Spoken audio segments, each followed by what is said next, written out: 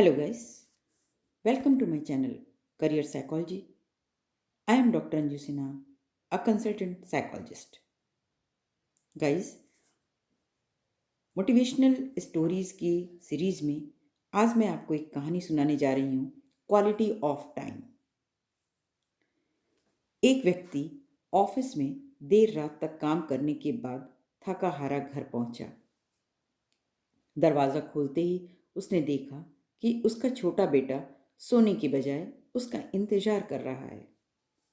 अंदर घुसते ही उसके बेटे ने पूछा, पापा, क्या मैं आपसे एक सवाल पूछ सकता हूँ? पिता ने कहा, हाँ पूछो, क्या पूछना है? बेटा बोला, पापा, आप 1 घंटे में कितना कमा लेते हैं? पिता ने झुलझुलाते हुए उत्तर दिया, तुम्हें इससे क्या लेना देना है और तुम इतने बेकार के सवाल क्यों कर रहे हो?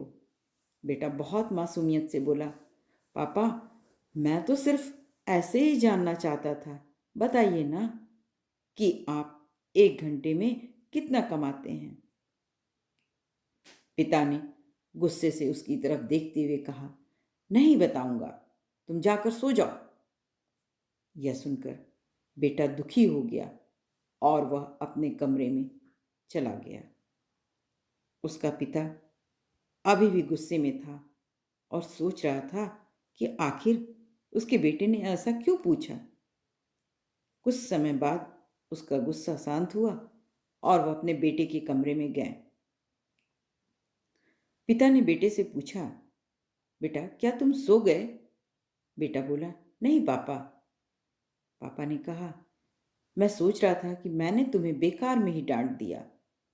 दरअसल दिन भर के काम से मैं बहुत थक गया था, इसीलिए तब तुम्हारे सवाल का जवाब नहीं दे पाया। मुझे माफ कर दो बेटे। वैसे मैं 1 घंटे में 100 रुपये कमा लेता हूँ। बेटा खुशी से बोला, थैंक यू पापा। बेटा खुशी से उठकर अपने अलमारी की तरफ गया और वहाँ से अपना सेविंग बॉक्स यानी गुल्लक को निकाल कर उसे तोड़ दिया। फिर उस गुल्लक से ढेर सारे सिक्के निकाले और उन्हें गिनना स्टार्ट किया। सिक्के गिनने के बाद वह अपने पापा के पास आया और बेटे ने अपने पिता से कहा, पापा, मेरे पास यह 100 रुपये हैं, क्या मैं आपसे 1 घंटा कल का खरीद सकता हूँ? आप यह पैसे ले लीजिए और प्लीज़ कल घर जल्दी आ जाइएगा। मैं आपके साथ बैठकर खाना खाना चाहता हूँ। यह सुनते ही उसके पिता की आंखों में आंसू आ गए। दोस्तों, इस कहानी से हमें यह सीख मिलती है कि हम जीवन में कई बार अपने आप को इतना व्यस्त कर लेते हैं कि हम उन लोगों के लिए भी समय नहीं निकाल पाते जो हमारे जीवन में सबसे ज़्यादा अहमियत रखते हैं।